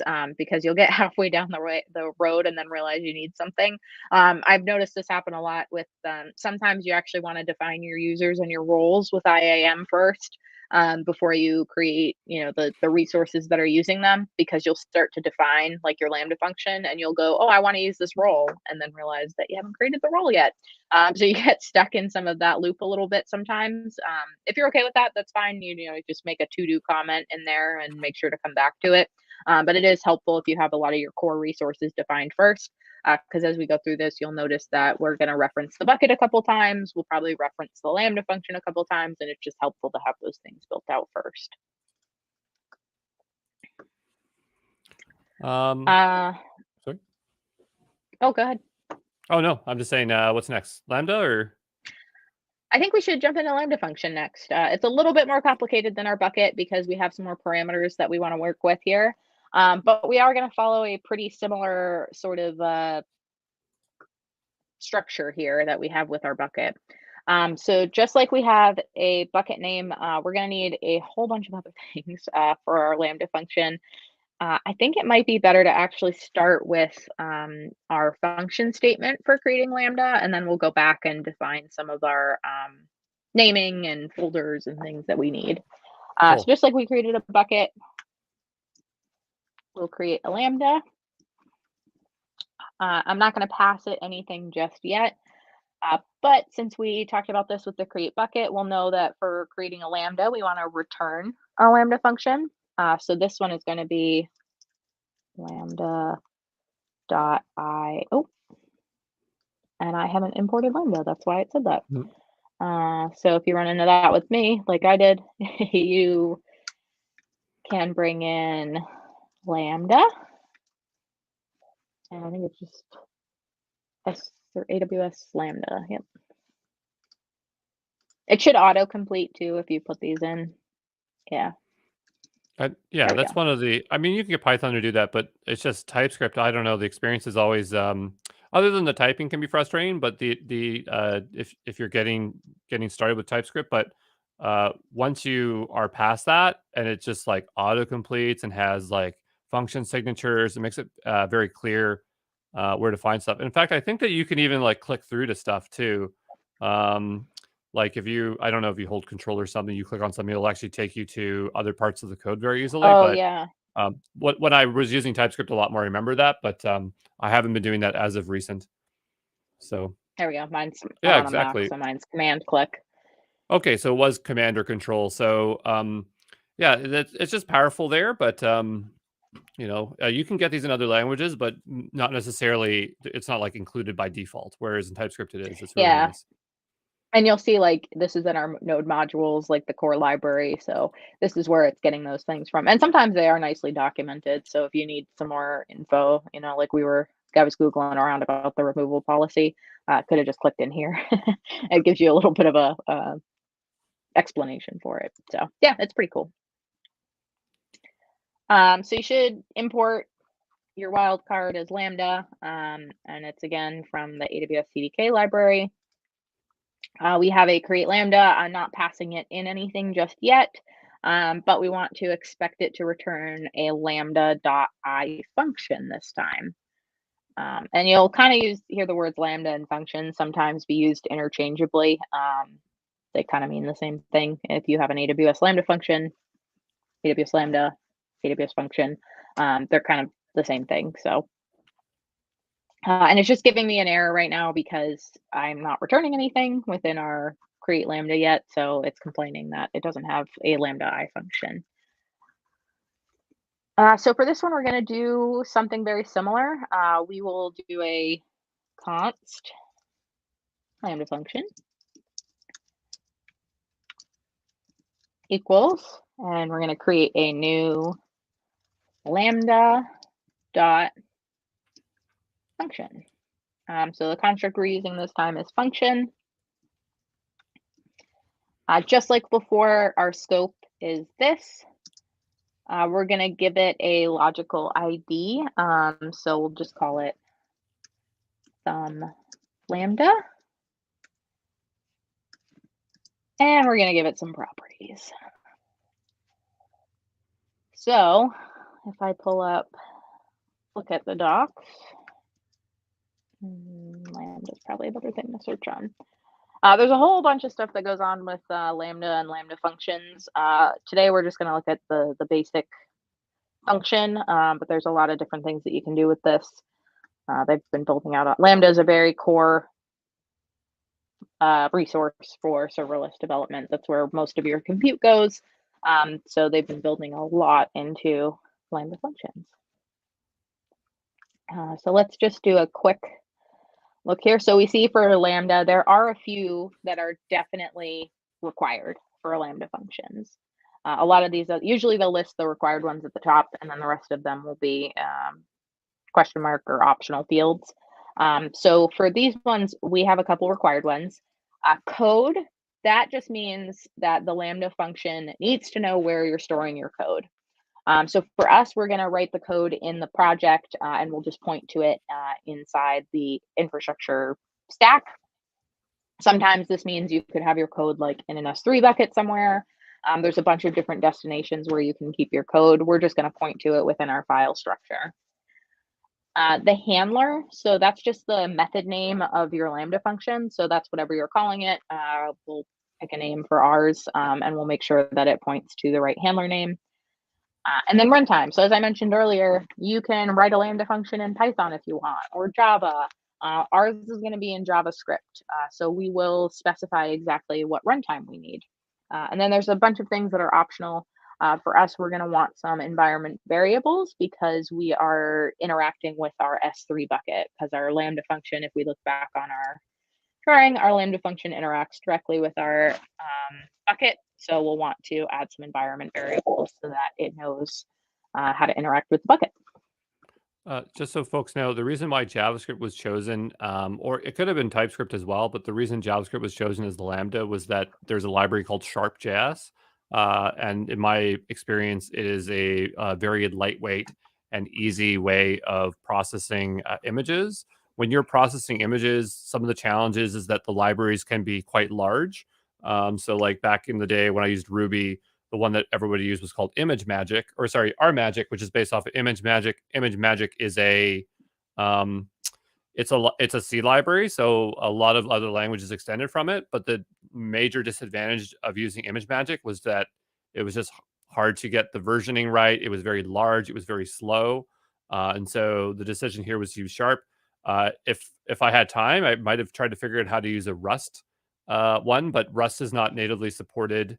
Not actually I think most clouds don't natively support it as a runtime for their Lambda. It would have been custom. So we're just going to go with JavaScript here today, and it's actually really good to use. So sorry. Yeah, and just because it's listed in a certain way in the docs does not mean you have to follow that. So I know code was listed first, but I'm starting with like runtime because we're talking about runtime. You actually can't just type like you can't just do like JavaScript. Like that does not work. If you, and I know that's typed poorly, if you actually look at the documentation, again, it'll tell you that it's expecting this type of runtime. And you can actually look and it'll show you some of the examples of the runtime that it accepts. Or you can do what I just did and you do a Lambda because it's part of the Lambda library, runtime dot, and then it'll give you all the options, which is pretty cool in here. So you'll see that there's some older versions. There's Python, there's Ruby, there's Java, there's Go, but we want to utilize JavaScript. So we're going to look at Node.js, and there's no reason not to be on the latest version. If you can, definitely go on to the latest. AWS will deprecate runtimes. You'll notice Node 10 and Node 12 are not options here. So the latest version is the best one to be on, and then you'll just make sure that your application stays up to date as time goes on. It usually does take a couple years or maybe a year from when Node says that it doesn't want to support like Node 12 anymore. It'll take another year for AWS to say, okay, we won't allow Node 12 runtimes or Node 10 runtimes anymore. So you got plenty of time, but this will specify exactly what you want to use. So just between lines 25 and 27, where we're passing those curlies and we're putting in that stuff, I believe that is probably an interface. Because again, like we don't have name parameters, so interfaces is the way that we do it. Name parameters allow you to put a name of the parameter, some type, and then do them in any order. And that's what Christy was saying earlier, when you don't have to have one in a particular order. That's the advantage of having name parameters. Sorry, yep. Yeah, and it'll actually show you too, like you'll see the red curly underlines that's mad at me. If you hover over it, it actually is telling me that this function expects to have code handler and runtime in here. So it's actually going to tell me that these are required values, and it won't let me pass it until I have those things in there. So the next one I'll do is just handler. This is a typical like standard. Sometimes you may want to change this to be more specific, but typically when you're referencing a handler, it's just like index is what it's called. And you'll see this when we look at the Lambda code structure. But you say index dot handler. And that'll make a little bit more sense when we look at what a Lambda function structure looks like. And then the final required one is code. So where do we want to point to this? And I believe that we want to keep this in our AWS folder. So what we're going to do is So what we're actually going to do is same thing with runtime. It's Lambda, if I spell it right. Don't ask me. I can't spell. No, it's like I always look at it. It's like LAMBD, or I get the B and the D mixed up all the time, eh? I know my nails are too long, so I keep hitting the wrong keys. So we're going to do lambda.code, and you'll see that there's a couple different ways that we can get code. So this is exactly what I mentioned. You could have your code stored up in an S3 bucket. So you're going to say from bucket, and you grab it from the bucket name. You could have it stored in one of those ECR images. You could even type it here in line. Like if you're just doing like a hello world, you can just like do from inline and put parentheses and type what you want in your Lambda function in there. For us, it's a little bit longer though, and because we want to reference another folder in here, we're going to do from asset. And this is a perfect example of where I don't have something defined quite yet, but I want to utilize it here. I'm going to put in just like a function path name right now. So this doesn't exist yet. We have to create it.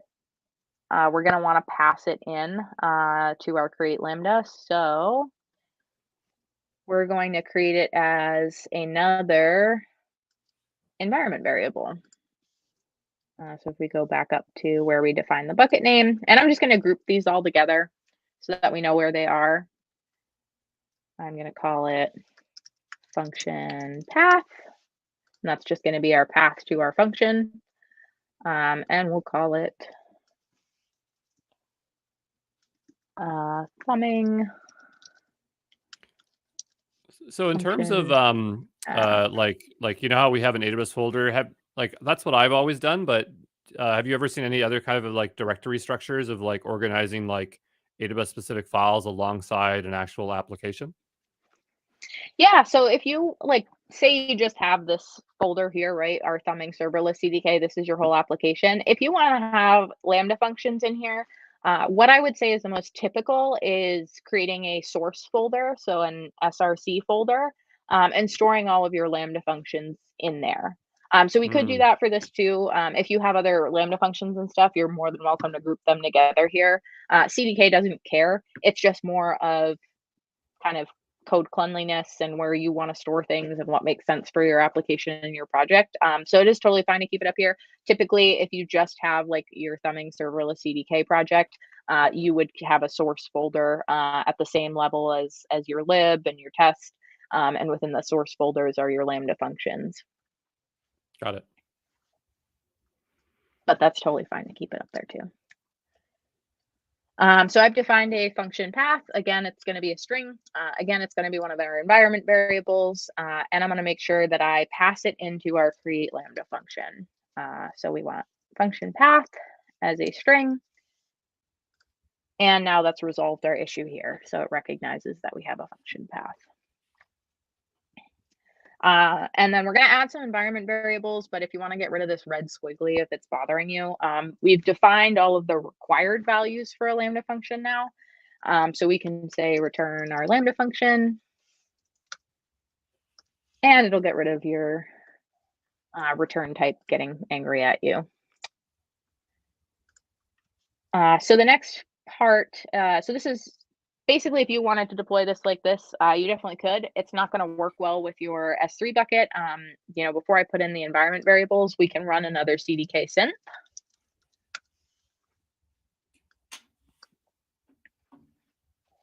And it'll take a second to synthesize the template. And we'll see, we scroll up to the top, we have our thumbing bucket like we did before. Oh, did I save this? Might be further down. Oh, I didn't define it at the top yet. That's why. We have to call it. Told you this would be fun. So it ran through that. What it did there was it ran through this constructor method, and it said that I'm only defining a bucket. So even though I have the function created in here, I'm not referencing it anywhere. So it's not going to create it. This is why we run CDK synth and test these things. So there's some troubleshooting for you. So we're creating our Lambda, and we need to pass it the function path. And now we'll want to run the CDK synth, and we should see a bucket and the Lambda function in there.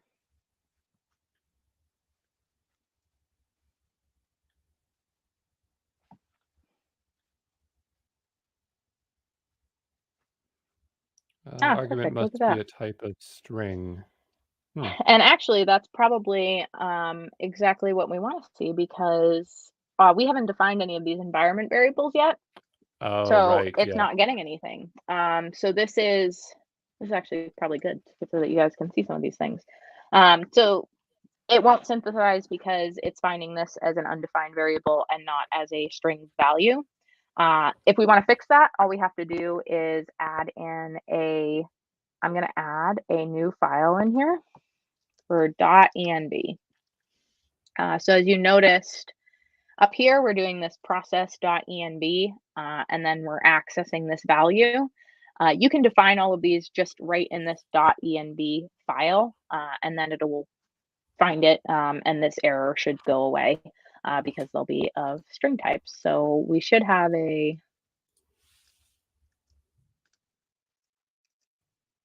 domain bucket name, and I think might need to be an export. And we'll need to do a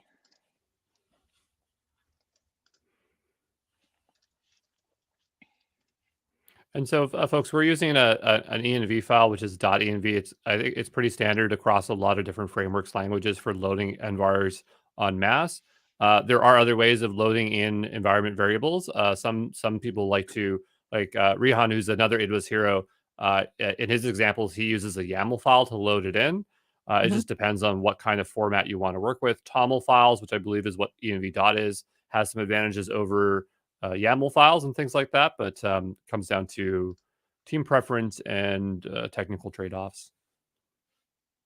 If there was only one environment variable, we could even just pass it along on the call somehow. But I think we probably might have a few here. So because we have quite a few moving parts, so it makes sense for us to follow that env pattern, which we used with Docker Compose in week 7.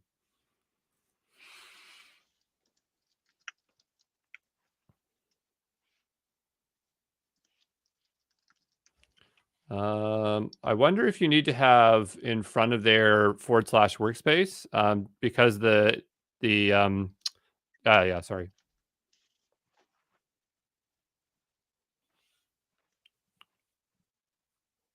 And then there we go. I think that's right. I guess the thing is, like, we don't have the actual Lambda yet. But I guess we should continue on and see what else we need to fill in for the Lambda. Yeah, and I mean, you can name this what you want to name it too. The one that will be the same though should be this function path. And we haven't created the Lambda yet, so when I create the Lambda, I'll put in the actual folder that we'll need for it. This is just to get our template synthing and have a value in there for that. So now that that's in there, let's see if it's less angry with us.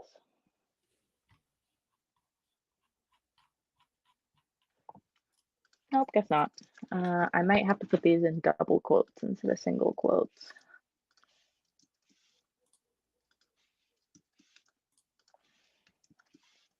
Coming function path. Let's see, function path to string. This comes through as a string. And for the function there that we'll have to implement, I'm just putting the link in here for folks when we get there so they can easily copy and paste the Lambda function code. So I just posted that there in the Perfect chat.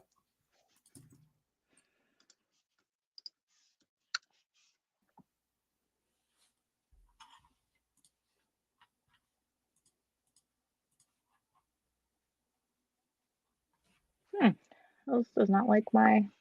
What area we get now here? Same thing. Must be. Oh, it's the same thing. Yeah. From asset Might function not be picking it path. up. What if you try to take out the I don't know, as a sanity check, could we take the call of the function and assign it to a variable and then will it print out if we console log it? Like if we took line 31 and made it its own function above and logged it, then we could see what it is. Maybe. Yeah, that's a good question. I'm not sure if it'll do that or not.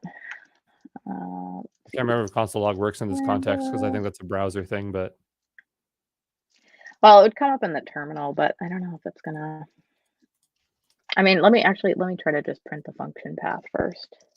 It might just be undefined. I don't actually. It might not work in this one because we're just synthesizing. We're not if I run it, it might. But if I'm synthesizing it, I don't think it will. Yeah, it's Path argument undefined. must be type. Oh, because it might not be set. Oh, you know what? Did we load our environment variables? If we go to the top, is Oh, there? that's right. That's what it is.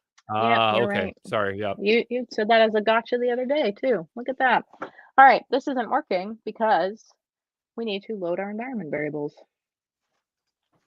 So this is done outside of our export class. I'll just put a comment here. So this is just saying that we want to be able to require environment variables in this. This is an explicit import. It's called .env. So instead of doing like an import statement, it's a require.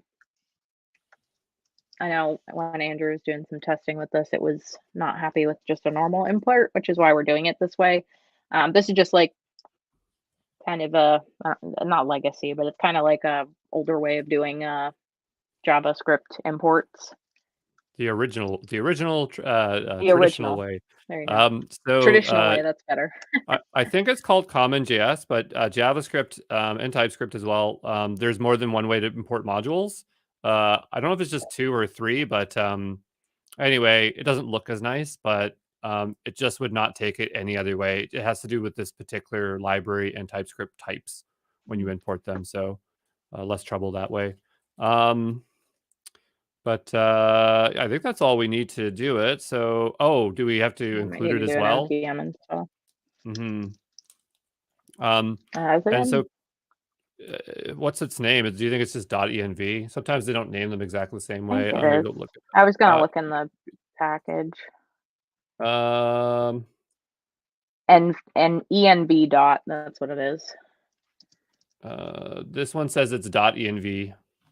So the Oh, thing with really? JavaScript is there can be competing. Well, whatever's in our package is what probably is right. But for those out there, you can have competing packages doing the exact same thing. So there could be one called .env and then env dot and then all sorts of ones. So just be careful when you're installing JavaScript packages and make sure it is the one that you want it to be. I Don't think just it type is a name in env because you dot. think that's the name. Always look it up and make sure it is. But I think it is env dot. That's what it is in the package.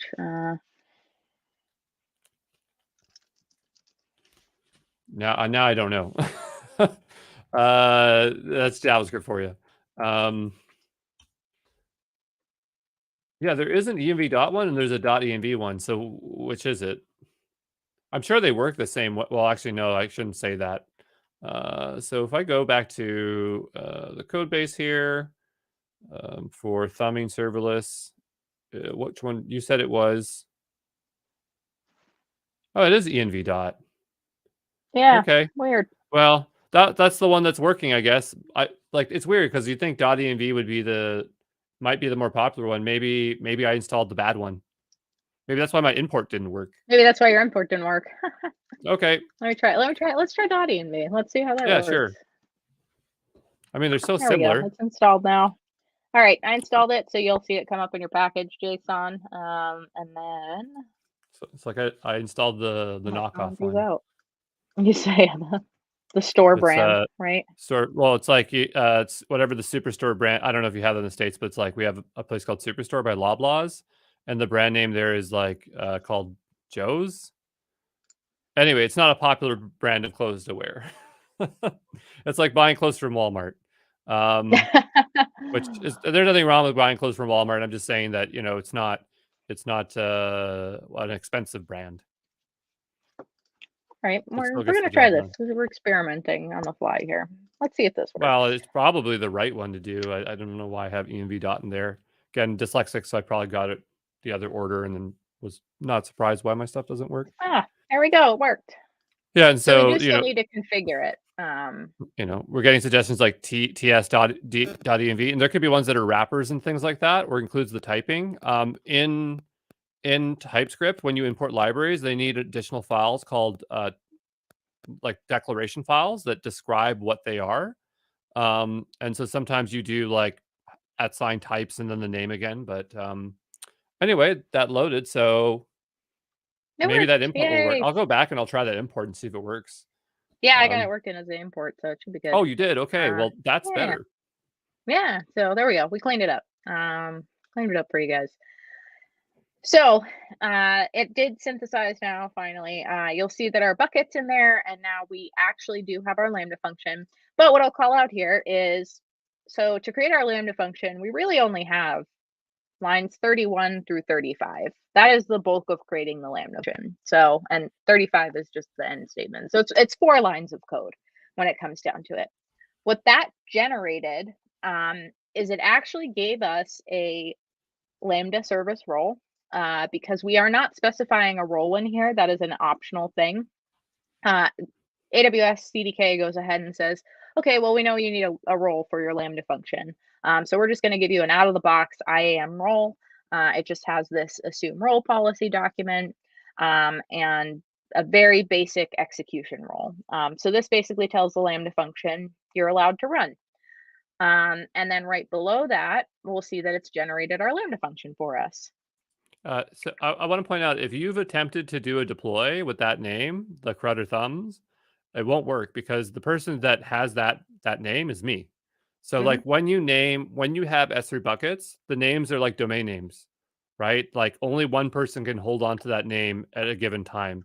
So for instance, like Christy, she hasn't done a deploy, but if she did it, she would have probably got a similar error and would change it. And so all of you have to have a unique name. So she's prefixing it with KP. You could have crud or thumbs or whatever you want to call it and put like your account number on the end, so hyphen account number or something else. Maybe not account number because then that's identifiable to your account, but you can do something there to have something similar. So you'll have to make those adjustments. Sorry. Yeah, no, that's a good call out. And initials are a good one. I just threw, like you said, I just threw in my initials, KP. That's a good way to differentiate it and make it unique. Okay, so Okay. you'll see that this function was generated, and it is all of this code. And folks, since So you're all registering domains, you might even want to make it based on the domain that you're not necessarily the .io part or .com, whatever, but you might want to use that as the naming of the bucket. Sorry. Yep. that's a good idea. Yeah, and so the only thing I really wanted to call out was that, you're getting all of this, including the role, from just these 4 little lines of code. So that is a huge benefit to CDK, because if you were creating this in CloudFormation, you'd have to write all this. You'd have to put all of this in here. Whereas CDK is kind of smart enough to know what you need and to do it for you.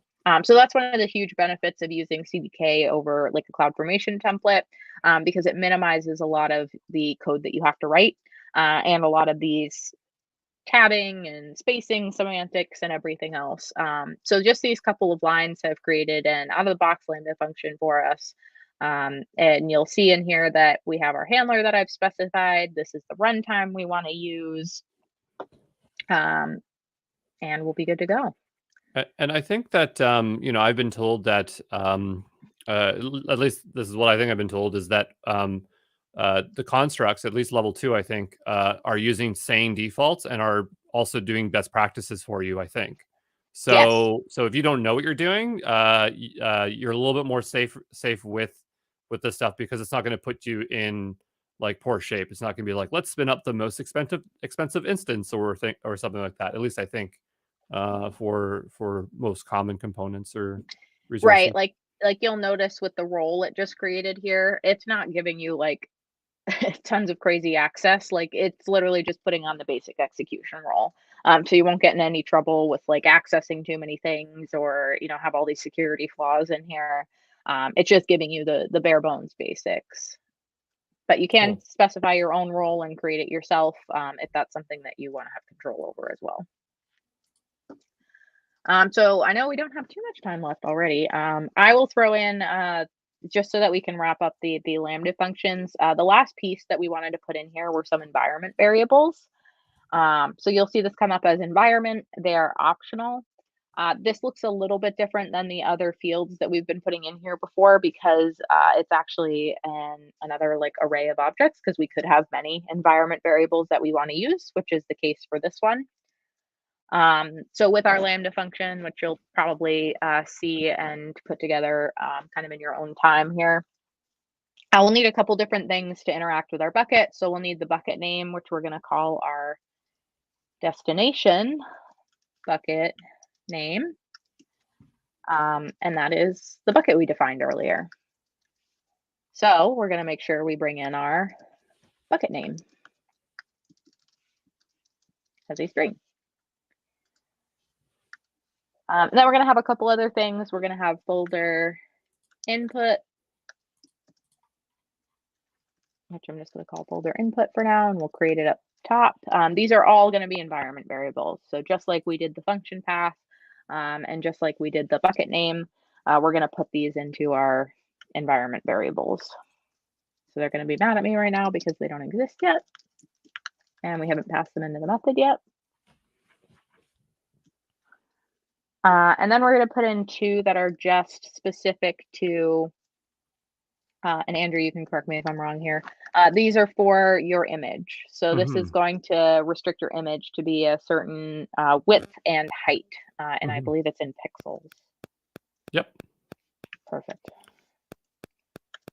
And what's interesting is that it expects it as a string because the Lambda those are environment variables. So even though it is a number, you have to pass it as a string because that's how it will be interpreted. And so in our Lambda code, I'm sure we'll have to do like parse int on it to turn it into an actual number.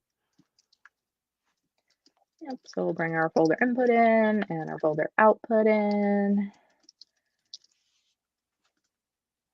And then we'll fix it up here as well. So we're passing in the function path. Now we're going to pass in the bucket name. And then we're going to define a couple more variables here for our folders. So we probably won't have time to deploy the function here, but we'll finish up the implementation without the Lambda code here. And then I just have a question about stacks and just general organization of CDK files. Sure. Yeah. Call this folder input. And for everyone that is watching along, just remember that we do have Q&A right after this in the Discord. So Christy will be joining us and we can answer any questions about CDK that you do have. All right. So that's resolved most of our errors in here. This is our create Lambda. The only thing we have to do is add these to our environment variables so we don't get that nasty message when I go to Synth it again. So we have folder input and we have folder output. And again, some of this will make more sense when you actually go through and put the Lambda function together in with the rest of the application. And then you'll be able to piece it together a little bit better there. But I think we're going to call these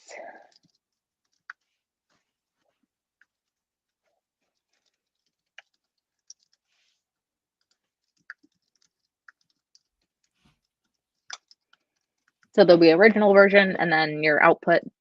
So basically this means that we're telling our Lambda function to look at our original image in our S3 bucket, which is going to be in this avatar original folder.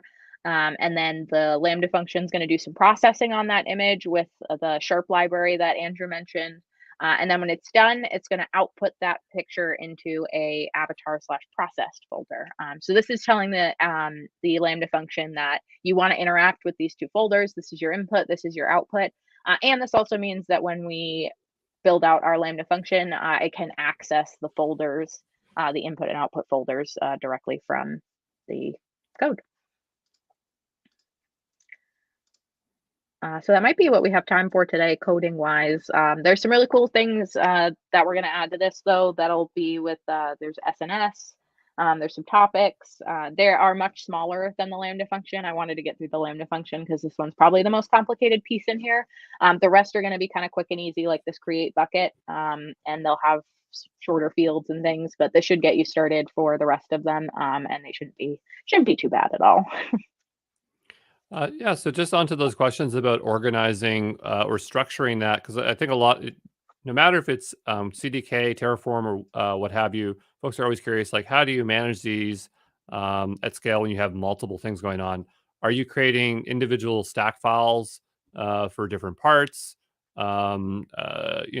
Like we took this in a class and we had these all as functions. Should these all have been separate functions in their own files and then imported for reusability? Suggestions, Yeah, opinions, and it this is depends. Mhm. yeah, yeah. This is something that is a little opinionated. I'll say what I like to see is so for this project, this is totally fine to be in one stack. It's not huge. It's got a couple resources in it. It's totally fine. I have worked in some really large projects, and one thing that I really like to do is have a couple of different files here that would maybe relate to like I've had one that has any of my storage objects. So I have like a database and an S3 bucket. I'm defining all of those things in like a thumbing serverless storage stack.ts. And then I'll create another stack and maybe I have an API gateway and I want to interact with a whole bunch of different Lambda functions in that API gateway and it's got tons of different routes. I might do like a thumbing serverless API stack. So I'd have a couple different stacks that are kind of logically broken out into like storage and into maybe processing or APIs. And then maybe even one that just defines all your Lambda functions if you have a ton of them that you're working with. The thing that is actually interesting about this though is these are called stacks. When you synthesize this, it'll synthesize everything, and it can create. You can do this in a way where um, you might like that. There's just one thumbing serverless CDK stack in here. You can define these all in different like stack files, but you can utilize, I don't know if it came out the box, but um, usually there's like a app config that you can set up in here so that like you can have them in separate code files, like separate stacks, but you can put them all together as part of one CloudFormation stack deploy Like roll them up. so that they're all together. Yeah, they can be all together in here, but they have separate files in your code, so it's a little bit cleaner for you to look at and work with. Or you could do it where you deploy them as all separate stacks if you wanted to do that. The only difficulty with that is that in a lot of cases you rely on certain resources. So like your API might want to interact with your Dynamo table and you might have policies across this thing. So it helps to have them all in one stack like we have. You might just want to separate out the code so it's a little bit neater in some of the other places. And so, one thing and we'll learn this when we go to CloudFormation, but CloudFormation, there's the idea of nested stacks, Yep. cross-referencing stacks. And so that does kind of affect how you do architect structurally. Do those boundaries, are they the same in CDK, or does CDK have a level of abstraction where it might generate out those things, but you get to organize it a different way that might be different or more proficient? Yeah, that's a good question. I haven't played with that too much. One of the things that I have had trouble with in the past is stack sets is another big one. I know that that was Mhm. like the thing that the cloud formation set was what changed.